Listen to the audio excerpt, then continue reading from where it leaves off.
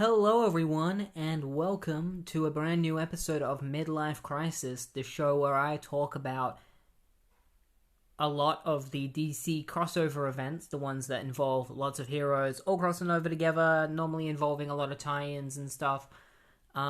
This week, we're talking about Genesis, because it's the next one in chronological order. Genesis was a massive crossover that happened in 1997, written by John Byrne, with art by Ron Wagner and Joe Rubinstein. And it's a massive event that nobody talks about or remembers because everyone completely ignored it. All the writers and everyone completely ignored it.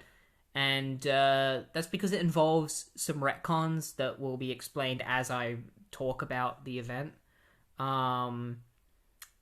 Yeah, it wasn't received very well at all. Like, it's considered to be one of the worst. Like, up there as one of the worst DC events. Not as bad as Bloodlines, but definitely up there. Probably the worst thing John Byrne wrote at DC. But I myself don't have an actual opinion on it yet because I'm about to read it. So you'll hear from me exactly what I feel about this event and whether or not it deserves the amount of flack that it's gotten over the years when people have talked about it. Before we get into the event, if you're watching this on YouTube, then please subscribe and like the video and hit the notification, and you'll get the notification bell, and you'll get notifications for when future videos come out. They come out every Sunday, new video. So before we get into issue 1 of Genesis, I am going to be doing every single tie-in of Genesis. Well, when I say every tie-in, I mean all of the ones that are in between the Genesis issues. There are some tie-ins that happen after Genesis issue 4, which is the final issue of Genesis, but I'm not going to be covering those ones because they are just fallout of Genesis for certain series that I'm not reading, or like set up for stories in series that I'm not reading. So it'd be like, oh, Genesis is over, this is how it affected the Legion of Superheroes, but like I'm not reading Legion of Superheroes, so I'm not going to read that tie-in, But all of the tie-ins that actually take place when the Genesis event is happening, before it finishes, I will be doing all of those. So John Byrne, at the time that he was writing Genesis, was writing The Fourth World. He took over writing that series, which had been dead for years. After Jack Kirby had left DC and The Fourth World, that comic just kind of died, and John Byrne took over. And because John Byrne is a massive Jack Kirby fan, and he wanted to show a lot of respect to Jack Kirby, he actually called his Fourth World series Jack Kirby's Fourth World. And in that series, during the first 12 issues, John Byrne set up Genesis. So in his series, Apocalypse, which is where Darkseid comes from, and New Genesis, which is where characters like Orion and is it the High Master? Is that his name? That's where they come from. And that those two worlds combined into one single planet, where half of it is Apocalypse and the other half is New Genesis.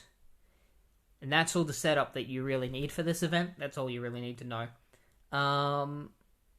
So DC, I guess, just came to John Byrne. I tried researching exactly how this came about, and as far as I know, it just came about as simply as DC came up to John Byrne, like whoever was in charge of DC at the time, whoever was the editor, and they were just like, hey John, you want to do like a big crossover event with the New Gods? Or John probably pitched it, and they were just like, yeah, sure. And so we got Genesis. So without further ado, let's get straight into Genesis 1 and find out what this whole thing is even about.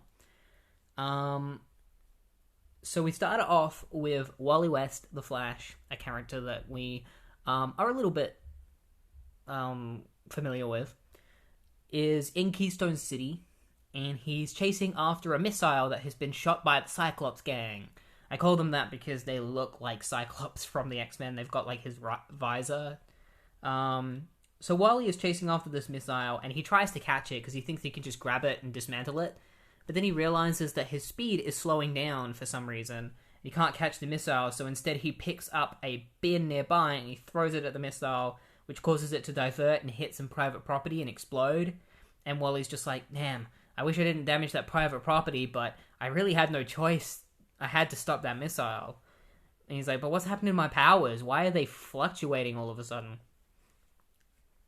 Meanwhile, in New York, Kyle Rayner, aka Green Lantern, is fighting Sonar, a Green Lantern villain, and his power ring starts fluctuating. He starts losing his powers from his power ring, but Sonar's powers, which are powers of sound, increase, which is weird. And then all of a sudden, Sonar's powers decrease, and Kyle's ring power increases, and Kyle beats Sonar. So people's powers are fluctuating. But it's also, it's not really just powers that are being affected. People are being affected by whatever's going on as well. So there's this man named Mike Shaw, who is, as far as I know, just a regular police dude. Like, he's just an agent. He's trying to deal with a hostage situation where a man has his wife at gunpoint with their daughter. And Mark looks through the window and is supposed to crash through the window and stop this guy and, like, shoot him or something. But all of a sudden, he just loses all of his courage. And he just becomes overwhelmed with fear, and he can't make a choice to enter the building. And the guy with the gun sees them and is just like, oh, I told the police stay away, or I will do something drastic. I swear. And he, like, goes to shoot his wife, and that's when, like, Mike's squad crashes through, and they're like, hey, put the gun down, and they start shooting this guy, and they kill him. And then Mike's friend comes over to him and is like, yo, Mike, what happened? And Mike's just like, I don't know, I just suddenly lost my nerve, lost my faith in everything. And then he's just like, and you, like, see Mike's eyes. Meanwhile, Captain Marvel loses his powers. He loses his power of flight, but not on invulnerability. And we also get a slight mention of what's currently going on in Captain Marvel comics, because it's going to be a bit important later, because we'll be doing the Captain Marvel tie-in. The wizard Shazam is gone, and because he's gone, they're all stuck in their superhero forms, and they can't revert back to children anymore. Meanwhile, the Legion of Superheroes, or at least some of the members, Ultra Boy, Spark, who is usually known as Lightning Lass, but she's called Spark now, Cosmic Boy, Pharaoh Lad, and another character, Apparition is her name, are all doing superhero stuff, and their powers start fluctuating. Ultra Boy usually is only allowed to use one power at a time, but he finds that he's able to use more than one at a time for some reason. And Lightning Lass, or Spark, completely loses her electric powers and just gains gravity powers for some reason. Stuff starts floating around her, and Pharaoh Lad is just like, oh my god, she's controlling gravity. That's crazy. Superman, who is currently Superman Blue because he lost his powers in the final night, and then he got new powers in, like, a blue form. He's got electric powers now. I'm not going to explain it. He's fighting a giant robot, and then his powers, he, like, does a big EMP pulse to destroy the robot, but then he realizes that everyone around him has lost electricity for all of their stuff, like their cars and stuff. Superman's just like, oh crap, like, I didn't mean to do that. So Superman's powers are going out of control as well. And so at the Daily Planet, Lois is tasked with figuring out what's going on alongside Clark, while Perry White goes and has dinner with the president or some shit. So yeah, Clark and Lois are just like, what's going on? Like, why is Superman's powers on the fritz? And meanwhile, on New Apocalypse, is what I'm going to call it, because that's the fusion of Apocalypse and New Genesis. The High Father, that's what his name is. I said High Master. I was close. High Father. The High Father is gathering with Orion and this other character named Tachyon, and they're wondering what's going... Like, they can sense what's going on in the universe. There is a flux of energy that is causing the universe to go unstable, or, like, energy levels to go unstable. And immediately they're like, oh, well, Darkseid's probably responsible, right? Because he'd be the only other person who would... Like, he'd be the only person capable of doing this kind of thing. Especially because he's always been obsessed with the Source Wall. And they believe that the Source Wall may be connected to this somehow, because it seems like this power flux is related to the source of the universe. So Tachyon decides that he's going to go and find Darkseid and see if he's responsible. The Justice League join together and talk about what's going on. The fact that some of them are losing their powers, some of them aren't. Aquaman is kind of a mutant, so he technically has powers, but he's saying that his powers aren't affected. Batman doesn't have powers, so he's not affected. But then Green Lantern says, like, I don't have powers. My Green Lantern ring is just an accessory, so why am I being affected by this? And Batman's just like, yeah, that's curious. You're right. I guess we're going to have to figure this out. And then we start seeing these characters that are from tie-ins that are also having power influxes, like these characters called Frostbite and Bonfire. Their powers start going out of control. Starman, Impulse, Jesse Quick, Max Mercury, Huntress, Azrael, Tim Drake, Nightwing, Arsenal, Warrior. These are all characters that don't have superpowers and aren't being affected by this Genesis wave, but they are stuck in situations that are being affected by this. They are facing villains whose powers are fluctuating. So they are witnessing this firsthand. These are all tie-ins that we're probably going to be talking about. Tachyon goes looking for Darkseid, and he can't find Darkseid. So he heads back to the High Father, and he's like, I reckon Darkseid is gone somewhere. And Orion's just like, but, like, where would Darkseid go? Like, where would he hide from something which is affecting the whole universe? And meanwhile, Donna Troy, aka Wonder Girl, or aka Troya as she's known as at the moment, or I think she's a Dark Star at the moment. Or maybe she's just Donna Troy. I think she's just Donna Troy at the moment. She doesn't have any identity. She heads to Kyle Rayner's apartment because normally they're dating. They're not dating at the moment because her husband and son died in the car crash because of John Byrne. She goes to his apartment because she wants to ask Kyle if he knows what's going on at the moment. And she finds that Kyle's not there. And she's like, oh, I hope he's okay. We gotta figure out what's going on. I sense something horrible is happening. The Justice League are still together with more heroes there, and they're still talking about the situation. And Supergirl points out that she has the same powers as Superman, and yet she's not being affected at all. And that's when they meet with this doctor who appears on a screen named Dr. Faulkner, and she comes to the conclusion that the Kurtzberg field has been showing signs of being affected. The Kurtzberg field is background radiation that is consistent throughout the entire universe, and that it has been slightly off, which means that some kind of energy source or like source of radiation has to have swept through the entire universe like 40,000 years ago, and then done it again 1,000 years ago, and now they're feeling the resonance, like the effects of that. That's what they believe is happening. That radiation has swept through the entire universe multiple times, and they're starting to feel the effects of it. And then Batman comes on screen and is like, hey guys, I think I figured something out. So I've noticed that everyone who's losing their powers is somehow related to like the aliens who are losing their powers. So everyone who is losing their powers is related to this universe. That's what I'm trying to say.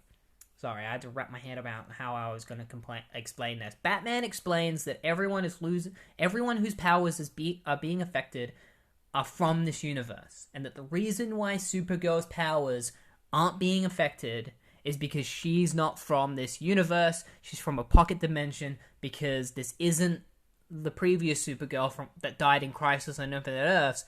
This was a new Supergirl that came from a pocket dimension whose name was Matrix, and she took the form of Supergirl, and then she bonded with a girl named Linda Danvers, and that's why she's not losing her powers, because she's not from this universe. And as they come to this realization, a massive alien armada just comes out of nowhere and comes straight towards Earth. And that's where the issue ends, on that cliffhanger. So that is the end of Genesis 1. And immediately, my thoughts are that this setup was okay, and when I was reading this, it wasn't as bad as I was expecting it to be. Maybe it gets worse. But I will say, like, it suffers from events having tie-ins where there's a bunch of scenes in this where it's like, and this hero's being affected, and this hero's being affected, and this one's being affected, because we need to set up all the tie-ins. And the end is just a whole bunch of dialogue of just like speech bubble after speech bubble just talking about what's going on. It can get a little bit confusing. I even struggled explaining it with the whole Supergirl thing and how they're explaining how certain heroes aren't being affected by this. But yeah, that's the end of issue 1 of Genesis. And now we're going to get straight into the first tie-in to Genesis, which is Green Lantern issue 91. So let's get straight into it. Alright, Green Lantern issue 91, the tie-in to Genesis, the Torture Chamber of Darkseid. Written by Ron Mars with art by Darryl Banks. Darryl Banks, Georges Jeanty, and Terry Austin. I hope I pronounced their name right. So Kyle wakes up in a torture chamber. Darkseid's torture chamber. So Darkseid has kidnapped Kyle and wants to just torture him for reasons that he keeps a bit of a secret. He mentions this thing known as the Cataclysm that is coming. And Kyle's just like, what is the Cataclysm? And Darkseid is like, I'm not going to tell you. I'm not going to tell you what the Cataclysm is. I don't want to give you a chance to be able to stop it. But I am going to torture you for reasons that I won't tell you until the end of the issue, because, you know, we need to give the readers a reason to keep reading. So he starts, like, this is violent. He starts torturing Kyle. Like, he starts shooting him, like, a laser straight into his chest, like a laser knife. He starts, like, putting it into his chest and just digs a massive hole in his chest. And while Kyle is being tortured, we get flashbacks. Because in Green Lantern at the moment, Donna Troy's husband and son both died in the crash. And so she's taking a break from her relationship with Kyle, and Kyle is really upset at this. At the same time, Kyle is currently living with Jade, the daughter of Alan Scott. They're roommates. Because she needed a place to stay, Alan suggested Kyle, and Kyle agreed to have her stay over. So he's talking to Jade about Donna, and eventually Kyle and Jade would end up dating. And I think that's a massive mistake that DC made, like, that the writers made. I think it was Judd Winnick who did that. Yeah, big mistake, I think. I think it would have been a much more interesting relationship if they were just platonic friends who were roommates and just best friends. Because you very rarely ever get best friends in comic books that are a boy and a girl and they don't date. It's like, oh, if they're a boy and a girl, they have to get together at some point. And it's like, that's just the predictable outcome. So Jenny just says to Kyle, she's like, you don't know what Donna's going through at the moment, and as far as we know, this is the best thing for her. This is what she believes is the best thing for herself, so what is it, like, who is it for us to say that it isn't? The best thing that we can do is just let her do what she feels needs to be done, and I'm sure she'll come back eventually, because we know for a fact that she loves you, Kyle, and you love her, so she'll come and see you eventually. And Kyle's just like, all right, thanks for the chat, Jade. Like, I'm glad I have somebody like you to talk to about this. So he leaves Donna's, like, because he had, like, this construct necklace that he made for Donna, and obviously she gave it back, so Kyle has it, and he leaves it on his lamp. And he's got to go and help John, because he's designing John Stewart, he's designing a, what would you call it? He's designing, like, in fact, he even calls it what it is. A logo. He's designing a logo for John's architecture company that he's starting up. Darkseid continues to torture Kyle, and reveals in between the flashbacks that the reason why he's torturing Kyle is because he wants to learn the secret behind the ring and the power of it, so that he can hopefully utilize it. Kyle visits John Stewart and gives John his new logo and talks to John about what happened with Donna. And John asks Kyle, like, how was your trip to LA, like, meeting your mom? And Kyle's just like, yeah, the trip to LA was pretty good, but, you know, right after that, the stuff with Donna happened, so, you know, feeling really bummed about that. And John, like, Kyle then asks John, because in a previous issue of Green Lantern, John saved Kyle from this woman who was going around killing former Green Lanterns by shooting a burst of green energy at her that just came out of nowhere. And it was surprising because John was supposed to have zero energy left in him. And Kyle's just like, how did you use that energy? Like, where did that come from? And John's just like, it must have been leftover energy from what Hal gave me. When he allowed me to walk again during the final night. And so John's like, well, I guess I'm just gonna go back to being a regular dude. And Kyle's like, if anyone deserves to be living as a regular guy, it's you, John. And it's at this point I realized that, like, DC is falling into this trap of, like, characters, especially, like, black characters, who just are forced to just become regular people and can't be superheroes anymore. It happened with Mal Duncan. It happened with, I can't remember her civilian name. I'm sorry, but Bumblebee. You know, they both ended up giving up their identities. Even though Bumblebee wants to be a superhero, she's still forced to be a regular citizen by DC writers. And now we got John Stewart, who is also forced to just be a regular guy. Like, eventually he would get his powers back.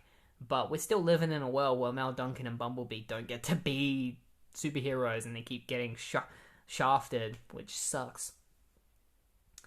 So Kyle leaves John, and as he's walking home, a bunch of parademons appear from a boom tube, and this is how we discover how he got kidnapped by Darkseid and ended up on the torturing chamber in Darkseid's room. So Kyle tries to fight off the parademons, but one of them shoots his hand with this energy blast, which depowers his energy, like his power ring. And so now that he's depowered, they all swarm in on him, they beat the crap out of Kyle, and they take him to Darkseid, where Darkseid tortures him.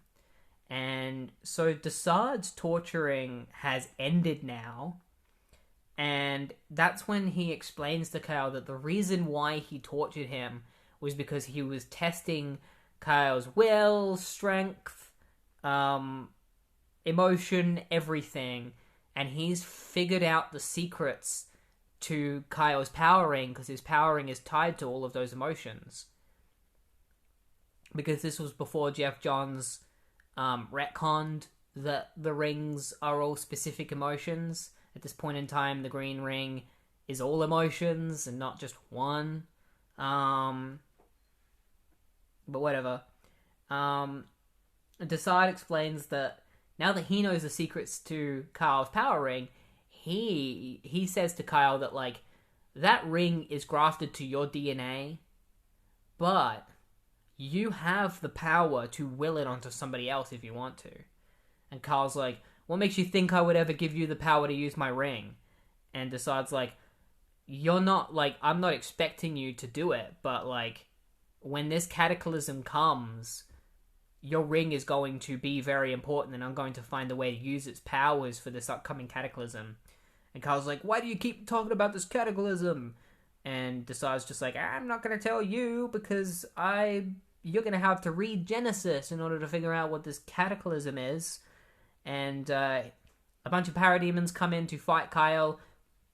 Darkseid sets Kyle free, and instead of leaving, Kyle decides to beat up the parademons, and then he grabs Darkseid.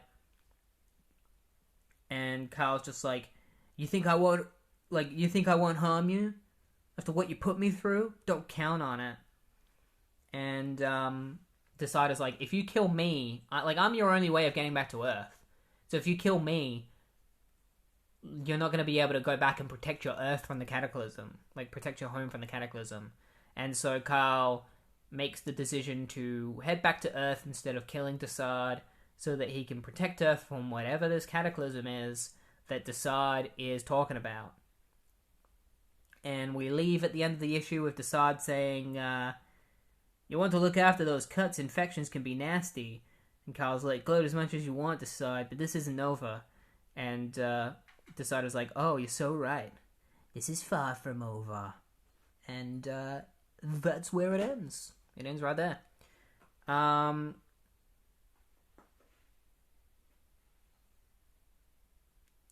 And so, yeah, that's the end of that tie-in. I think chronologically that one was supposed to come before Genesis issue 1, but you can read it afterward either way. I thought it was pretty good. I thought it was pretty brutal. Darkseid torturing Kyle. And if you're not reading Green Lantern, this tie-in probably isn't all that interesting, because it does do a lot of... It deals with a lot of stuff that's going on in Green Lantern at the time. Because I am reading Green Lantern, this tie-in was important. Like, I was going to be reading it anyway. It was important for me to read this one. But the next tie-in we're going to be talking about is Power of Shazam 31. I think this may very well be the first ever Shazam issue that I'm going to be talking about on the podcast. So, let's see what goes on in it. I'm interested to find out. So, the next tie-in, The Power of Shazam. The Power of Shazam, issue 31. Surprisingly, there's no Flash tie-in to Genesis, which is a bit weird. So that scene of Wally doesn't tie into anything, because so far, some of the things that we've seen at the very beginning of Genesis issue 1, these first tie-ins are kind of exploring that. So, Power of Shazam issue 31 explores what happens to Captain Marvel in between when he fell from the sky on the car, like on top of a car, after losing his flight abilities, and when he joined the Justice League for their meeting. So we get to fill in the blanks. It's written by Jerry Ordway, with art by Peter Krause and Dick Giordano. And the cover is done by Jerry, and it's really cool. So, the wizard Shazam has gone missing. Mary is out looking for him. And while he is flying through the city, Captain Marvel, like Billy Battinson, just loses his ability to fly. And the scene from Genesis plays out where he falls into the car and is like, what's going on? What happened to my fly? That's weird. To find Shazam, Mary has gone looking for a man known as Ibis, who is a god. Like, he's like a guy that also got powers from Shazam, similar to the Marvels. Um, so she meets up with Ibis's girlfriend, Taya Toth, and then Taya Toth brings Mary in to see Ibis, and it turns out that Ibis has been losing his powers too. And he tells Mary that he knows where Shazam's gone. Shazam has gone to meet with the guards in order to find out what's going on, because apparently Shazam has also been losing his powers too, and that's why everyone that he has given powers to is being affected by whatever's going on. Like, he's lost his powers, or like Shazam's losing his powers, and so everyone else is losing their powers that are in like that he gave powers to. It's the best way to explain it. Billy Batson finds a hostage situation going on. Guy has a gun up to the head of a cop. So, and he actually gets shot. Billy Batson gets shot because he forgets that he's losing his powers, and then he realizes that he's losing his Wisdom of Solomon, because that would have been, like, the Wisdom of Solomon allows him to see things like bullets coming for him, and because he didn't have it anymore, he was able to get hit by a bullet. He beats up the dude, and then he heads into the police station because he's there to meet Dudley H. Dudley. I think that's his name, yeah? Dudley H. Dudley. Who is a friend of the Marvels. Basically, because Mary and Billy are trapped in their adult forms as Captain Marvel and... is she just called Mary Marvel, or like Captain Marvel, Miss Captain Marvel? I don't know. They refer to her as Captain Marvel as well, so I guess they're both Captain Marvel. They go in to see Dudley because he's been arrested because the police believe that Dudley has abducted Billy and Mary. So they go in to see Dudley, and Billy promises Dudley that he's going to make sure that everything's okay, and that the police know that the Bromwell children aren't missing. And he has to come up with an excuse as to why they're missing. So Dudley ends up having to just stay in this prison cell until they figure things out. Mary calls Billy over the phone and explains to Billy where Shazam is gone and that Ibis is missing his powers as well. So Billy heads off to go and meet with Mary. And on the way there, he finds a priest just in the middle of the road. And he grabs the priest and flies him away. And the priest tells him that, like, for whatever reason, he's lost all faith because he feels like the gods have just left. Like, this priest is losing faith for some reason. And Captain Marvel is like, whatever's going on, it's not just affecting powers, it's affecting people's faith as well. Which is odd. So Mary and Billy head back to the house of the Bromwells, their adopted parents, and they head in to talk to one of the agents that is there, and the agent tells them that the Bromwells have received a call from someone who claims to be holding Billy and Mary hostage, and that they'll give them back if they get $1 million, which Billy knows that they're lying, so he decides to head off and deal with these fake hostage situation. And it turns out that it was planned by this guy named Bull, who is like the town bully.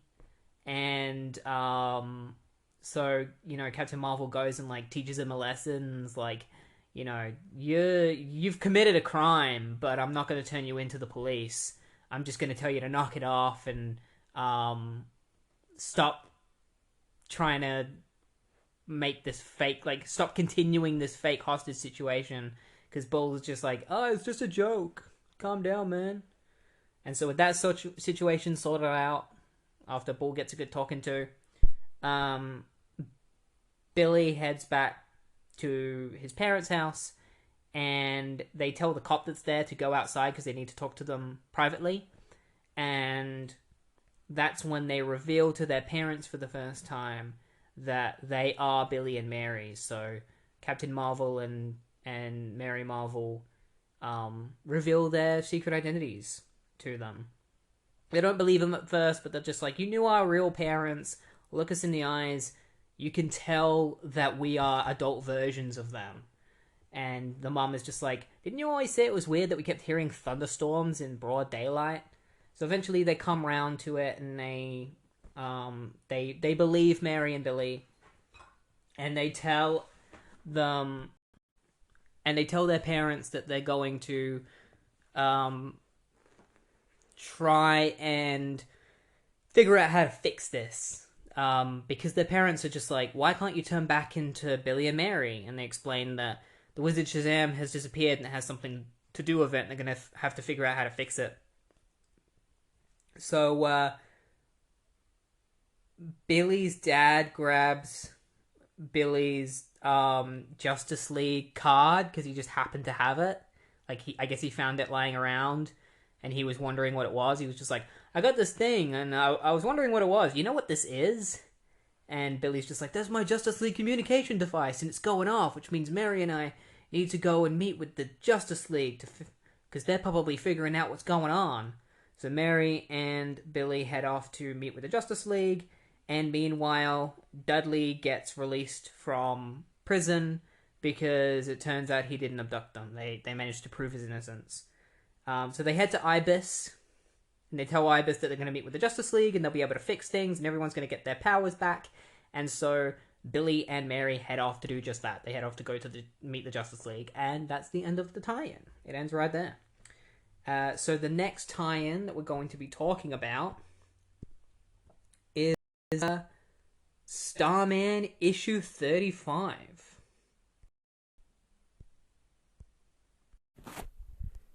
So with Starman Issue 35, which is written by James Robinson with art by Steve Yao, Tony Harris, and Wade Von Graubadger, unfortunately, I'm not going to really be able to explain this one because it's the final part of a 6-part story, and there's no way I'm going to give it justice because I'm not going back and reading all 5 parts just so I can explain how this ties into Genesis, because it doesn't tie into Genesis at all until the very end. All you really need to know is that Jack Knight, who is the current Starman, this series stars a lot of different Starmen. It's got Jack Knight, it's got Ted Knight, it's got, I'm pretty sure Will Payton Starman is in this series, and then it's got McCall, who is an alien Starman from the 70s, like he's here.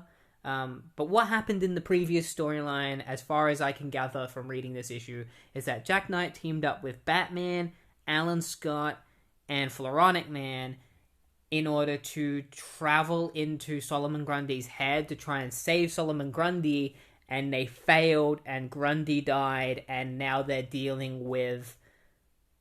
Everyone's sad that Grundy's dead because he was a dear friend of theirs, because if you didn't know, Solomon Grundy went from being a villain to being a good guy. He's kind of flipped and flopped. He's never really been a straight villain. Usually he's a zombie that people take advantage of. He's never been inherently evil. Which is why I liked the Stargirl show, because they really fixated on that, the fact that, like, Solomon Grundy isn't evil. He just gets taken advantage of by villains. Because he's a zombie and he doesn't really know much better. So yeah, that's what the most of this issue is dealing with, and it's towards the end of this issue that this guy shows up in this bomb suit. I'm sure he's important to Starman, but the only importance he has in this story is that he is the character that Jack and Alan Scott are fighting when their powers start to fade away thanks to what is going on in Genesis. So Shade has to come in. We actually get a bit of a glimpse of, like, Superman and Captain Marvel and Impulse losing their powers. Shade has to come in and save the day because his powers have been increased by what's going on in Genesis. So he comes in and stops the guy with the bomb suit, and then after the Shade has fixed the whole situation, it's kind of horrifying. He creates a giant black hole around this guy and just sucks him in, and it's just like, you're never leaving that place. And so it's after this that Jack says that they've got to figure out why their powers are fading, and so they head off to take part in the Genesis event. As much as I would have loved to have gone deeper into this issue, it would require me to go back and read the other 5 issues that came before this, because reading this I was very lost, because, you know, it was part 6 of a story. I think it's just unfortunate that James Robinson was writing the final part of another story when he was forced to tie it into Genesis. I wouldn't even be surprised if he had a different ending to this and had to write in extra dialogue and stuff to make it so that it would tie in. But yeah, it's still, like, from what I did read, I would definitely consider checking out Starman in the future. Like, I was already thinking about reading it, but now even more. I think it's given me even more of a reason to get those compendiums that are currently being sold and checking out this specific Starman series. But yeah, that's the end of that tie-in. And so, the next tie-in that we're going to be talking about is Steel, issue 43. So let's hope that this one ties in a little bit more. Alright, Steel, issue 43, written by Christopher Priest, with art by Denise Cohen, and Tom Palmer. This tie-in sucks. Simple as that. It's not good. It's pretty... The problem with this tie-in is that nothing happens in it. Nothing happens. I mean, there are, like, things that happen, but, like, barely anything. There's this character in the story called Arthur Villain. His last name is literally Villain. And he's secretly a bad guy, and nobody knows that he's a bad guy. He's the owner of the hospital that John Irons, aka Steel, works at. And this guy, Arthur, will do anything to keep his hospital running. And there are some drug heads nearby the hospital that he wants to get rid of. And so he goes and visits them and asks them to leave, and they refuse to leave. And so what does he do? He heads back to his office, grabs a giant 90s gun. Imagine a gun that Cable probably would have used now or in the 90s. That's the gun that he has. It's massive. And he points it at these guys. And then John comes in and he just hides the couch. He hides the gun behind a couch, and John doesn't even see it somehow, even though half of it is poking out of the couch. And John is just like, man, Arthur Villain's been acting a little bit weird lately. Oh, whatever. And he leaves Arthur. Then Arthur grabs the gun again, and he shoots one of the drug heads and kills him. Like, he vaporizes him. And the other one's just like doesn't know, like, what happened. And then the rest of the issue, we don't talk about that anymore. That's saved for, like, the next issue, I guess, which I'm not going to read. At the same time, apparently in the last issue, one of these doctors, whose name is Sam, and this other doctor named Amanda are having an argument because Amanda discovered that Sam is actually secretly an assassin known as Scorpio. And that's as much as I'm going to talk about that, because I have no idea what's going on, because it happened in the previous issue of Steel, and I don't read Steel. But yeah, this Sam guy is Scorpio. John Irons and Amanda have a bit of a thing going on. But the main story of this comic is that it doesn't have a story.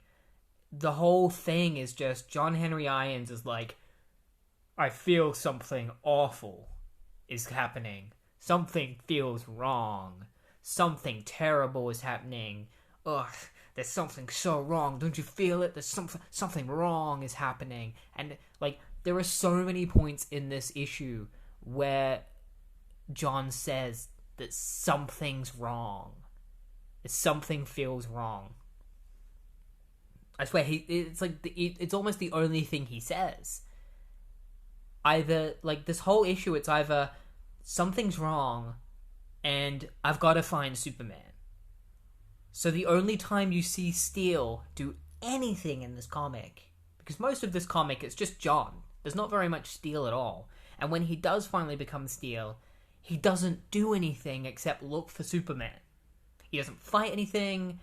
He just goes to the Daily Planet, where we get to see that scene that we saw in Genesis 1 with Lois and Clark figuring out what's going on. He goes to the Daily Planet, he finds Superman, he acts like an asshole to Lois, because he's like, do you know what's going on? And Lois is like, I don't know what's going on. And John's just like, liar! And, like, throws a table. It's like, dude, calm down. And he's like, sorry I acted like that. It's just something really wrong is happening. I need to find Superman. And he flies off to go find Superman. And then Superman's just like, John, calm down. I'm right here. And you know what's the worst thing about this issue? Is that the whole time, John is looking for Superman. And he wants to figure out what's going on. And he wants to help Superman find out what's happening. And then he finally finds Superman. And what happens? Superman tells him to stay in Metropolis and not do anything, while he goes and sees the Justice League.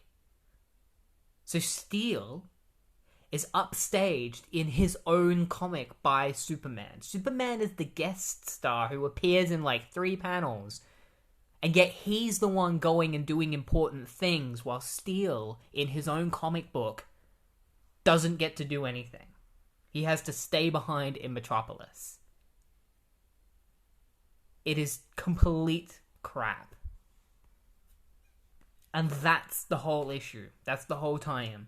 That's everything. Oh, and at one point John calls Guy Gardner and is like, hey Guy, we're best friends, which I didn't even know about reading this. Apparently Guy and John went to high school together. That's weird. I thought John was a lot younger than Guy, but I guess not. Yeah, they went to high school together and he calls Guy. He's just like, something terrible's going on. I gotta go find Superman. And Guy's just like, that sounds like a great idea. Like, I had a premonition that something about Superman disappearing or something. And then John just hangs up on him and leaves. And it's just kind of like, okay. Guy Gardner was in this for a little bit, and it didn't matter. But yeah, that's the tie-in. It sucked. Don't read it. If you're gonna read Genesis, just skip the Steel one. I hate saying to skip the Steel one because I like Steel as a character, but like it's just not worth reading. Unless you're reading Steel, don't read this one because it's just nothing. So, Superman, Man of Steel, issue 72. Written by Louise Simonson with art by Scott Eaton and Jimmy Palmiotti. So this issue specifically deals with Clark still learning about his new energy-based form. He is currently known as Superman Blue. Not within universe, but by fans and stuff, because he has that electric blue costume. He's starting to develop new powers as well, and he develops a new power in this one while he's in the Daily Planet with Lois and this person they work with called Allie. A new power manifests, and he has the ability to open up dimensions, and he just opens up a dimension by accident in front of Allie, and luckily Allie doesn't figure out that he's Superman or something. She just thinks that she's tired, and so she heads off. And this villain group named Mainframe, who are led by this guy named Overdrive, he kind of looks like Darkseid if Darkseid was like if you took Darkseid and Brainiac and fused them together, that's Overdrive, basically. He senses that somebody has opened up a dimension, and he wants that person for his own nefarious plan. So he sends out a couple of members of Mainframe to go and find the person opening up dimensions. They believe that it's Allie, so they try to kidnap her. And Lois is like, Allie's in trouble, you better go save her. And Clark's just like, alright, and then we'll figure out what this new power is. So he heads down to fight the members of Mainframe, and they knock Clark out. Or they touch Clark, and it causes him to use his powers by accident. And so they then transfer Clark. They manage to take him to the Mainframe's base, and they put him in a test tube, and then they start forcing him to open up dimensions so that they can get pieces of technology that Overdrive can use for his grand plan. His grand plan is to turn all of the citizens in Metropolis into cybernetic people, into cyber people.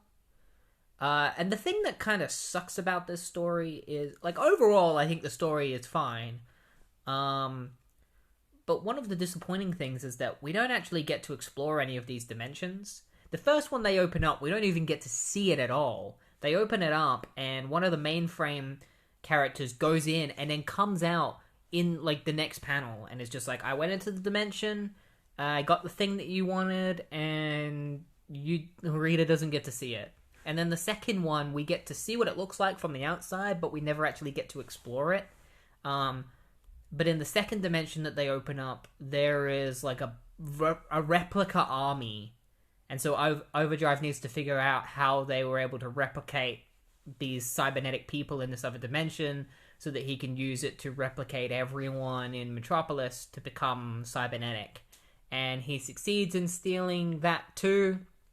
And Clark comes to consciousness and decides that he needs to figure a way to break out.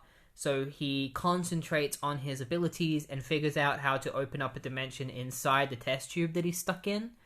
And so he heads into that dimensional hole and then opens it again from the outside of the test tube. And he opens it up so that Mainframe will get sucked into the dimension. And then he closes it on them and traps Mainframe in this other dimension for as long as it takes for them to eventually break out. Meanwhile, Bibbo Bibowski and a couple of other Superman characters like Scorn, who is this Blue Devil-looking dude, they fight a couple of Superman villains, including Parasite. This is the connection to Genesis, because Parasite shows up and he shows that he has new abilities that he doesn't normally have, including burping lasers. He has the ability to suck the energy from the atmosphere around him and things around him, and then shoot it out as energy now, which is not a thing that he could do before. Originally, it was he could just steal people's abilities and use them, or suck people's life force, I guess. But now he can just shoot energy in general, no matter what energy he absorbs. So they fight him, and they manage to defeat them, and Superman shows up at the last minute to help save everyone. And another thing, another B-plot in this is that Jimmy is being chased by Intergang. And they have, dinosaurs experiments that have escaped from Star Labs, and they send them after Jimmy, but Jimmy manages to get away. Presumably thanks to Clark's dimensional powers, Clark unknowingly uses them to teleport Jimmy away from Intergang. Because they're left confused, because they're just like, where did Jimmy go? Oh well, let's put these dinosaurs back into Star Labs so that nobody knows that we were the ones that set them free. And then at the very end of the issue, Clark decides that he needs to go and stop a giant robot that is attacking the city, and that leads directly into, that leads into what we saw in Genesis 1, when Superman was fighting the robot, and his powers went out of control, and we know the rest from there. But that's the Man of Steel tie-in. Overall, I think it was fine. I do think it suffers from just not really tying into the Genesis event much at all. And we've got 3 more issues of Superman after this. Like, not right after this, but throughout this event, we got Action Comics, we got Adventures of Superman, and we got the regular Superman title. So I'm hoping that those ones will be better than this one, and that this event is all about Darkseid. So I would think that the Superman ones would be the most important. That's what I'm hoping. But I guess we'll see. The next tie-in that we're going to be talking about is I think it's Genesis 2. Yeah, we're not talking about a tie-in next. We're talking about Genesis Issue 2. So yeah, let's see what happens next in the main event. Alright, Genesis Issue 2. So, at the end of the last issue, Alien Armada started attacking Earth.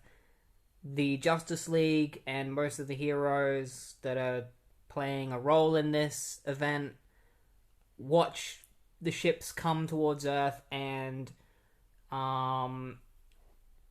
the heroes decide that they need to go down to Earth and find a way to stop this Armada from attacking them, if that's what they're trying to do. Because they don't know what this Armada is arriving on Earth to do. They're just assuming that the Armada is going to attack Earth.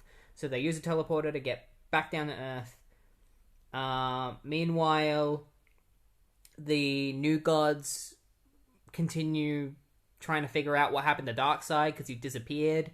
Tachyon realizes that he no longer has a connection to the Source. And then this human, whose name is Arzaz, he's the only human who knows anything about the New Gods. He comes in, and he's like, hey guys, it's me, Arzaz. Oh, by the way, I'm one of the old gods.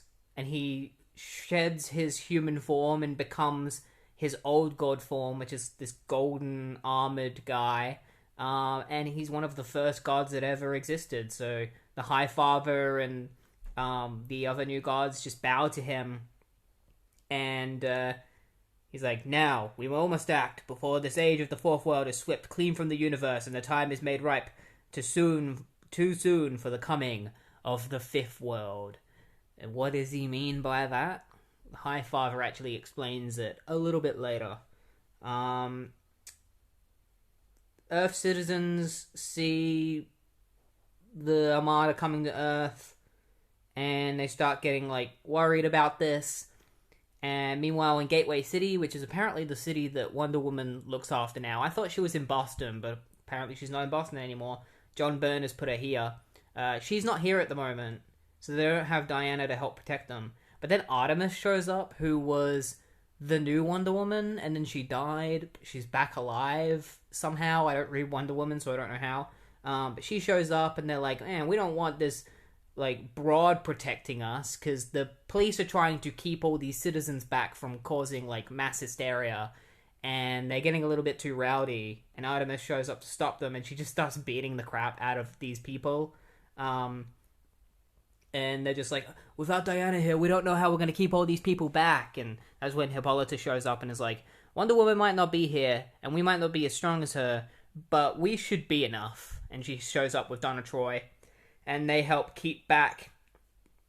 They basically just they just beat up these citizens, these rowdy citizens, until the rowdy citizens decide to run away. It's okay, because they're not innocent. These guys were trying to cause, mass chaos.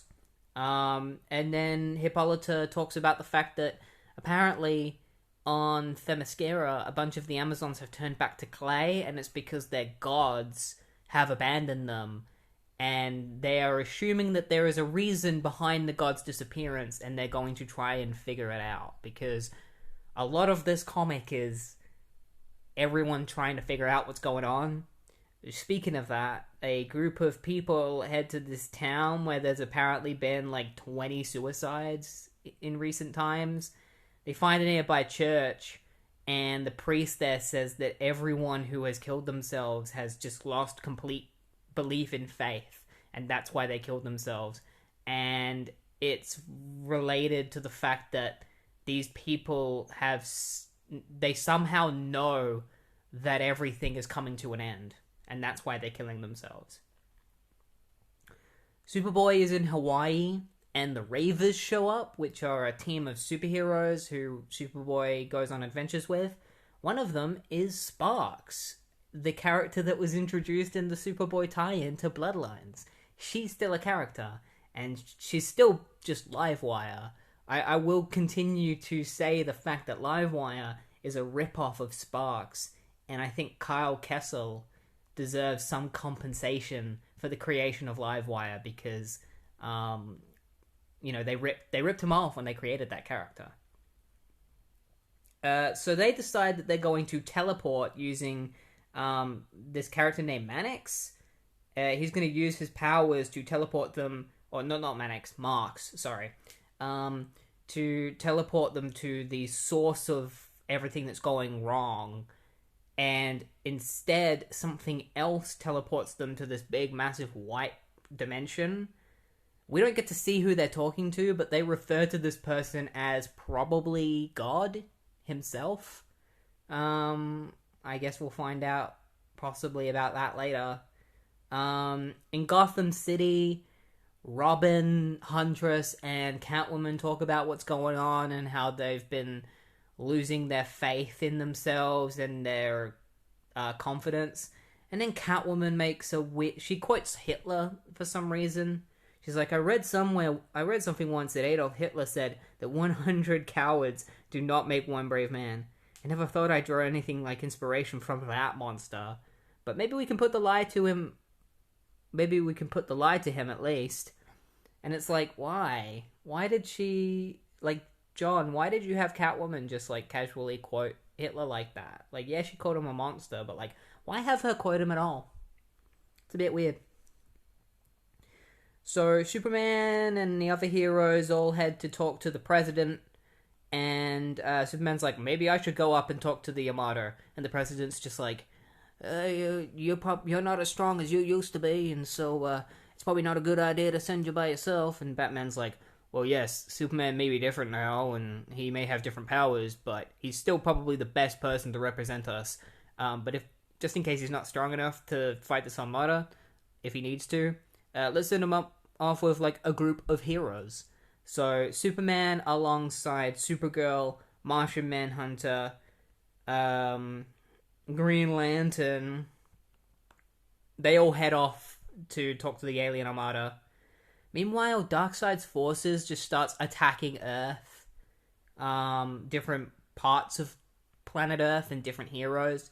The Teen Titans, not the ones that you know, the Dan Jurgens Teen Titans from the mid-90s. They're flying a plane, and then some of the parademons break into their plane, and then all of a sudden, what's his name? The Atom, who is a teenager at the moment because of 0 Hour, he starts growing uncontrollably. Like, instead of shrinking, he starts growing, which is a new power. And because he's the one flying the plane starts crashing because, he's really big and he weighs it down. The Legion of superheroes fight Mantis. Aquaman is under the sea fighting this Trident guy. And then a bunch of the forces of Apocalypse are fighting each other. Or, like, fighting random heroes whose names I don't know. But the real action is happening in space, where Superman, Supergirl, Green Lantern, and Martian Manhunter are. And while they go and fight the Armada, they're like, oh, let's go beat them up, Martian Manhunter is like, maybe I can try this a different way, like, stealthily. And so he phases his way onto the ship, and that's when he sees the Omega Men and the Dark Stars. And it turns out they're the ones that came to Earth.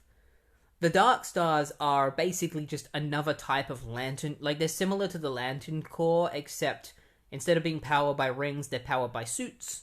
But the thing that doesn't make sense about this is that the Dark Stars shouldn't exist anymore.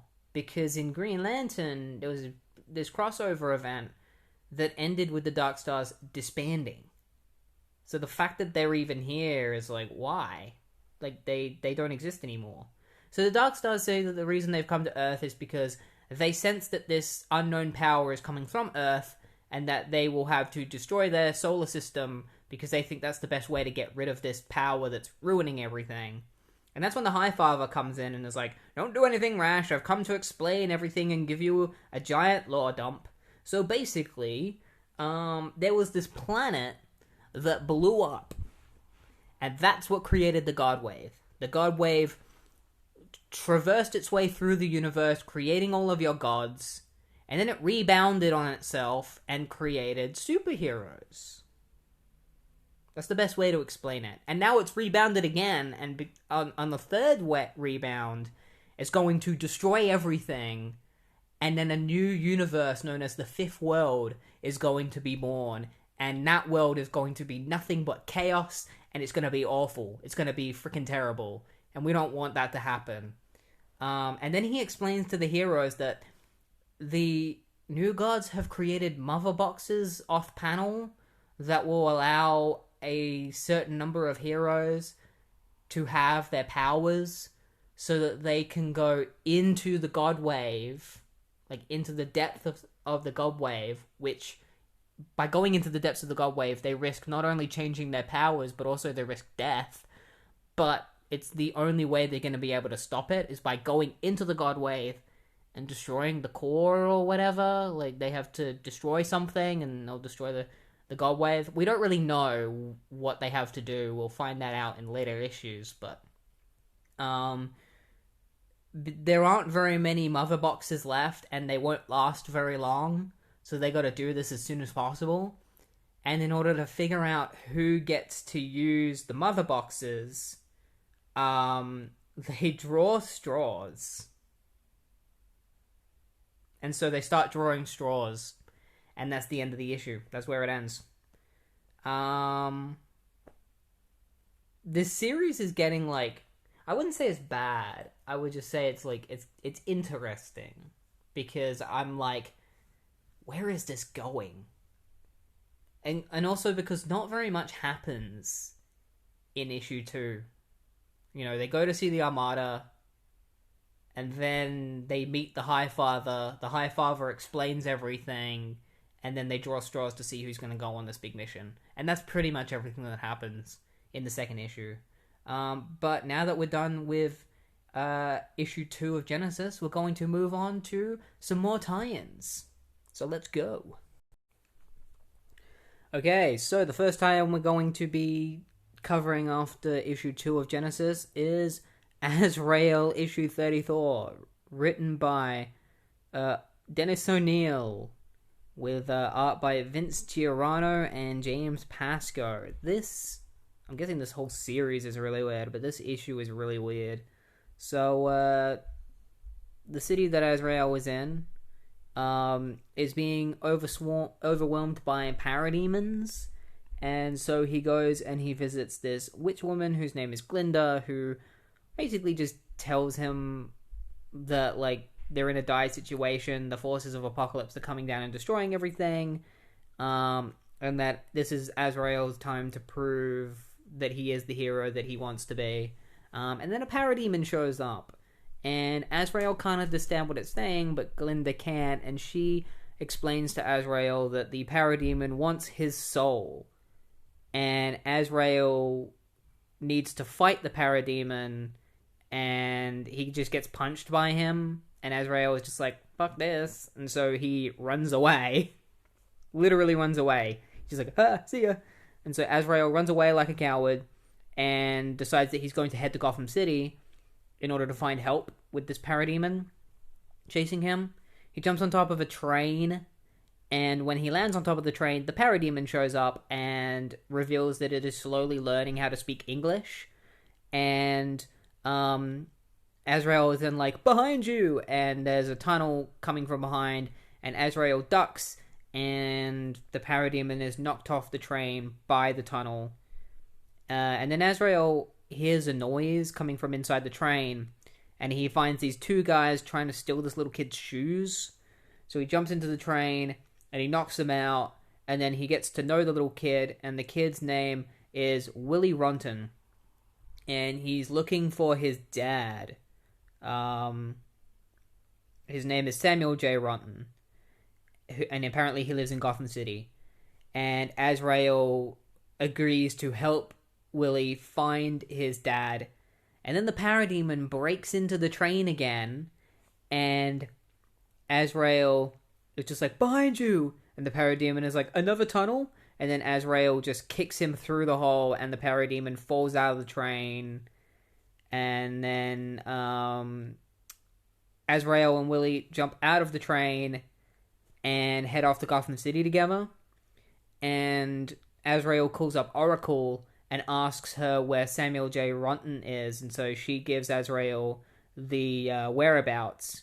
And so they get to Samuel's house, and Willie sees his dad. And then what does his dad do? His dad is like, sorry, I don't have room for a kid. Here's $5. Go get yourself an ice cream. And so that's it for that relationship. The parademon shows up again and just like smacks Azrael in the face. And then after seeing what's happened to Will's dad, Azrael starts crying. And because he's crying, the parademon is like, you're too much of a wuss. I don't want the soul of a wuss. I want the soul of a man. See ya. And he disappears.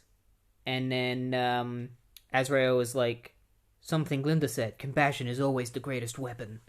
And Willie's like, did you win? And he's like, I don't know. Maybe. And maybe I learned a lesson. And maybe it was a valuable lesson. Or maybe not. Let's go find you a home. And then that's it. That's the whole issue. Like I said, it was really weird, but it was kind of fun. I don't know. It was classic cheesy shit. Yeah, I think when Denny O'Neil was writing Azrael, he was just making it like super cheesy and stuff. I kind of love it. But yeah, that's the end of that tie-in. And the next time we're going to be talking about is Batman issue 547. Alright, so Batman issue 547, written by Doug Mensch, with art by Kelly Jones and John Beatty.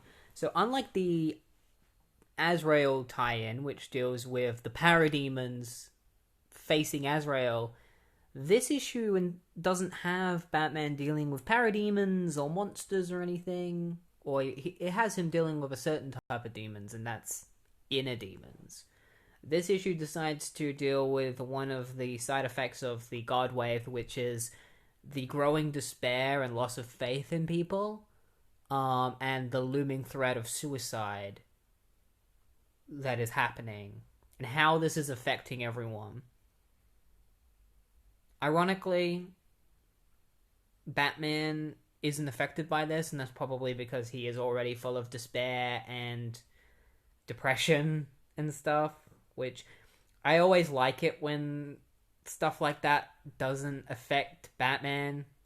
You know, like if he has villains who have the ability to make him feel like negative in any kind of way, it doesn't work on him because he already has those feelings. That's all he feels. Or at least that's all he feels for a long time until he gets like his family and stuff. Gordon is losing faith. He doesn't see the point in turning the bat signal on, because he's like, what is Batman even going to do? He's out there helping people already. You know, me turning on a bat signal isn't going to help anyone. And there's a little bit of truth there, where, like, you know the God Wave is making him think this way, but at the same time, you know deep down Gordon does believe that, like, if the forces of Apocalypse are attacking Earth, Batman can't really do anything. So what's the point of calling him on the bat signal? You know? He's basically the voice of the reader whenever you read a big event, and you're just like, what can Batman even do? You know, and this was before they made him Bat-God. You know, this was back when Batman couldn't do much during events, because they were realistic about him being a human. So it makes sense that he can't really do anything except do small things around Gotham that can help. So Batman is on call with Barbara, and Barbara is losing faith in herself. She has a dark moment where she's like, I'm just a cripple in a chair, what can I do? But then she pushes through that and is like, no, I might be disabled, but I can do anything, and I will send out distress calls throughout the world to see who needs help, because that's what I do, because I'm Oracle. Meanwhile, Batman goes out and he helps this woman who is threatening to jump off a building because she believes that she can't give her daughter what she needs. Obviously, this woman is being heavily influenced by the God Wave, but at the same time, these problems exist, and the God Wave is just amplifying these feelings. Like, she has these feelings, but the God Wave is driving her to the extremes of suicide. And Harvey Bullock is dealing with another suicide attempt / murder, where this guy is going to commit suicide, and he's going to shoot 2 other people who also want to commit suicide. And Harvey Bullock has to keep him on the phone and keep talking to him so that Renee Montoya can drive out with a police squad to hopefully stop this guy from killing himself. So it's very dark, and the whole thing, we really get to see the strengths of Harvey Bullock as a character, where, like, he can be a bit of an asshole, but when he needs to talk down a guy from killing themselves, that's when his true colors show, and Harvey Bullock is a great guy and is great at his job. The guy on the phone is like, how are you not feeling the same despair we are? And Harvey Bullock is just like, maybe it's because I'm a policeman. Maybe it's because I deal with despair every day. But you know what? These villains are what causes this kind of despair, and the best way to fight against it is to not let them succeed. And it's instead to take that gaping hole that they've created and spit at it. And so, yeah, he manages to actually talk down this guy from killing himself, and from killing these 2 other people. And Renee Montoya and the police show up, and the guy just comes out, hands behind head, and gives himself up. And when he hangs up the phone with Harvey Bullock, he's like, I'm not going to say goodbye to you. I'm not going to say goodbye to anyone. Before Batman actually goes to help this woman who's going to jump off a building, there's a moment with Alfred where Alfred is feeling a lot of despair. He's like, never say die, and may God love you, sir, as much as I do. He's like really afraid that Batman's gonna die out in the city. Batman manages to, like, he doesn't succeed in, well, he almost succeeds in talking this woman from jumping, but she slips off the building, but he manages to catch her and stop her from dying. And then he tells her to, instead of going towards the darkness, go towards the dawn and go back to her daughter who needs her, and just be there for her. And this convinces her, and she does exactly that. She heads off to go back to her daughter and spend whatever moments they have left together as the world is in chaos. And then Gordon talks about the fact that, he's feeling all this despair about putting on the bat signal and, feeling useless in this situation, and that Batman doesn't even need his help. But he realizes that these aren't the real feelings that he's having, and that he's going to be able to push through it just like everyone else will, and that they will, stand together and fight through this weird situation that's going on together. And, Batman is just like, Godspeed to all of you. And, that's the end of the tie-in, I will say. Pretty good tie-in, pretty grounded for what this event is about. Somehow Doug Mensch was just like, I'm gonna write a tie-in to this event that ties in and that it incorporates some of the themes of this event, but still make it grounded, still make a grounded Batman story. So the next tie-in we're going to be talking about is the Robin tie-in. Okay, so Robin, issue 46, written by Chuck Dixon, with art by Cully Hammer and Sal Buscema and Adrian Roy. So, Batman and Tim Drake Robin team up to fight this guy named Mackie. This Mackie guy is just like, I'm gonna take you both out, and then I'm gonna attack more people in Gotham. And Batman's like, nope, and just knocks him on the top of the head and is like, alright, call the police, tell them to come here and take this guy away. And Tim's just like, sure. And then Batman's just like, anyway, how are you even out here? Aren't you still grounded? And Robin's like, yep, I'm still grounded, but Dad's away at the moment, and I was able to sneak past the babysitter, so I was able to come out. This whole situation that's going on with this, whatever's going on with this apocalypse thing, do you ever think about the fact that, like, what we're doing is pointless? There's just no reason to help, because what can we do? And Batman's just like, look, Tim, you can't think this way. We gotta do what we can. You can't have these kind of negative thoughts when you're in this line of work. And Tim is just like, I don't even think these negative thoughts have anything to do with what's happening. This is just how I've been feeling lately, where I don't really want to be Robin and Tim Drake at the same time. I don't want to be Robin. I'm starting to feel like I don't want to be Robin anymore. I just want to be Tim. And so Tim's just like, maybe I'm just tired of trying to live life as Tim Drake and Robin. Right now, I don't really like either one of them. Right now, I wish I was anybody else. And Batman's just like, go home, Robin. And I think this is related to the fact that, like, recently a kid at Robin's school was shot by this guy known as Young L. So Tim decides to head back to his Robin car so he can drive home. Meanwhile, this Young L that I've just mentioned is getting weapons given to him by Black Mask's crew, and then the sheriff's department shows up to take them down, and a massive shootout happens, and Young L gets away with some of his buddies, and Tim Drake sees them and tries to divert the gunfire, but he accidentally diverts their car into crashing into a construction site. So Tim jumps out to go and knock some of the guys out with his batarangs, which he succeeds in doing, and then he heads into the construction site where he finds Young L, and Young L shoots at him and tries to kill Tim, and Tim's just like, you shot one of the guys at my school, like one of my friends, and killed him, and now you're going to get what you deserve. And Young L falls through, like, the wooden floor that he's standing on, and then a couple of wooden beams fall down and trap him in the water. And Tim is just like, look, he killed one of my friends, but he doesn't deserve to die. And so Young L is trapped under this debris, and he's going to drown if Tim Drake doesn't get him out fast enough.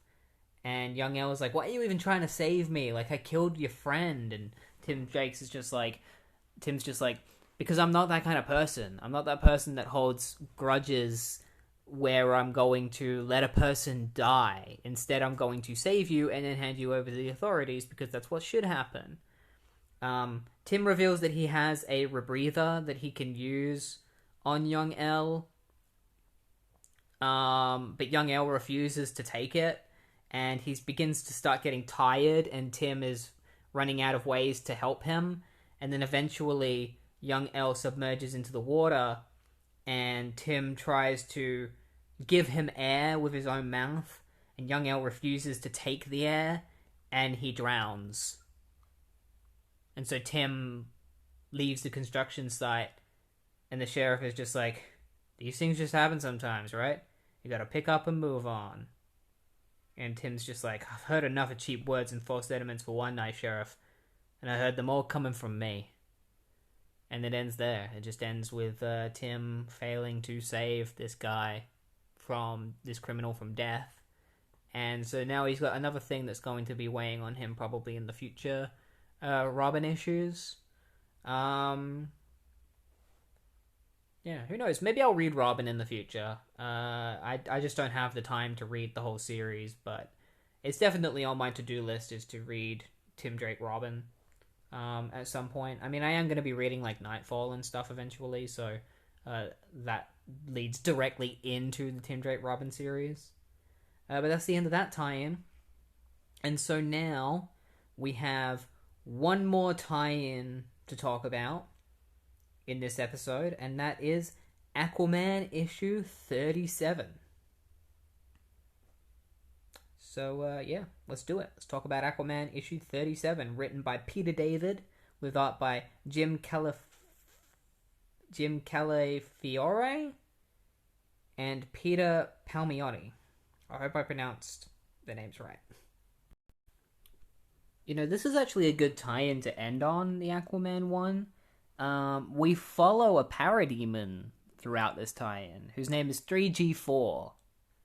We see him be created, he awakens, and then he goes and does his parademon training, which is basically just to fly, and if their leader, like, if their captain doesn't deem them necessary, like, it doesn't seem them worth it, he just kills them on the spot. So, like, one of them hesitates while flying, and he just blasts him, and he's like, your form bites. And then 3G4 flies off, and, meanwhile, Aquaman is missing. Arthur is somewhere, and they don't know where. Tempest goes and asks Volko, and Volko's like, Aquaman's been a dick to me lately. And Tempest is like, well, you've asked him to act like king, and now he is king. And Volko's like, yeah, but I didn't want him to act like an asshole. He can at least be nice to me, the man that has practically, you know, raised him and helped him for most of his life. And it also turns out that Tempest is dating Dolphin, who is another character. So he goes to see Dolphin, and then he finds out that Dolphin used to date Aquaman, and Tempest is just like, ah, damn it. So you both dated. Okay, that sucks. So the parademons show up, and they attack a plane, and 3G4 gets knocked out by the plane and falls into the ocean, and a hammerhead shark goes to kill 3G4, but then Aquaman is like, no. And Arthur shows up, and he's like, don't kill him. And he actually helps 3G4. Like, can you speak? Are you mute? Okay, nameless and silent. Still, it's good to meet you. Presuming, of course, you want to be friends. Look, I gotta go. I have to check out why your associates are headed toward Poseidonis. Sending a whale to pick you up. Stay put, okay? And so Aquaman heads off to Poseidonis. And then Tempest asks Dolphin if he and Aquaman actually, like, if she and Aquaman actually broke up, and Dolphin's like, not really. But how did you not guess that we dated? Like, I'm wearing one of his old shirts. And then before they can continue their argument, the parademons show up and start attacking. And when the captain says attack, that causes 3G4's mind to switch to attack mode and attack Arthur on sight. So he attacks Aquaman, and Aquaman knocks him down into the ground. And then Arthur is like, I can get down to the business of making my people safe after I take you down. And then 3G4 is like, why? And Aquaman's like, huh? Why what? What are you anyway? Some sort of synthetic being? A mindless construct? Look, you stay there, I'm gonna go save my people, and if you come after me and attack me again, you'll be fish food. So Aquaman heads to Poseidonis, and, you know, Tempest and this other guy named Carmack, is that his name? Cormac, and Dolphin all help fight off these parademons, but then one of them tries to kill Dolphin, and then Tempest almost gets, like, killed by a parademon, but then the hammerhead shark shows up, and it turns out Arthur has come to save the day. And Dolphin is going to get killed by this captain of the parademons, but Aquaman goes in to try and stop him, but they both get blasted by this dude. Both Aquaman and Dolphin get blasted by this guy. And then so Aquaman, you know, strikes back and tries to fight the parademon, but the parademon grabs Aquaman and starts smashing his head against a wall, and that's when 3G4 shows up and attacks this guy, this parademon, from behind, And the Parademon is just like, "You idiot, what are you doing?" And he grabs 3G4 and punches through his chest, killing 3G4. Or, like, not killing him completely, like, 3G4 is barely alive.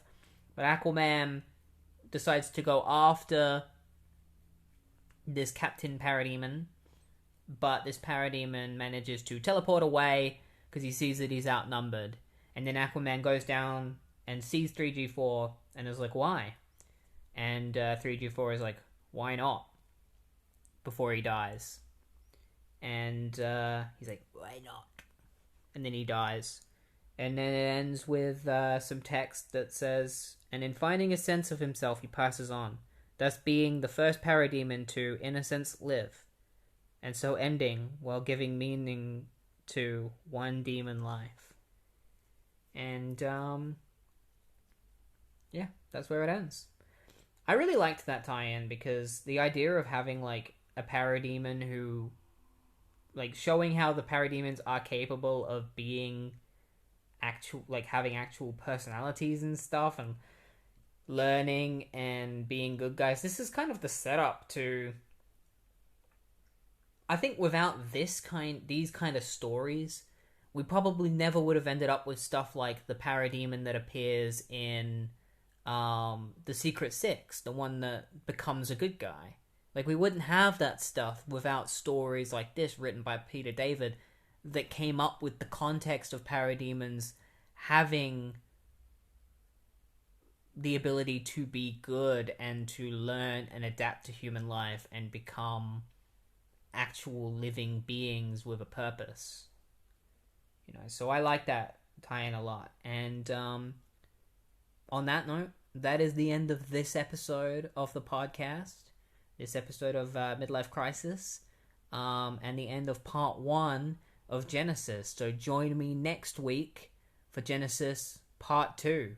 If you enjoyed this episode, please subscribe to my YouTube channel. Yeah, press the like button on the video because it will allow the video to get out there. It will probably help with the algorithm. Share it around if you can. If you know anyone that would be interested in listening to this, then yeah, share it around. And hit the notification button, like the notification bell. And I'll see you next week for Genesis Part 2, where we'll be continuing. I think the next tie-in that we're talking about is... what's the next tie-in? Impulse, issue 30. So yeah, look forward to that next week. Genesis Part 2, Impulse, issue 30. Have a good day, and hope to see you then.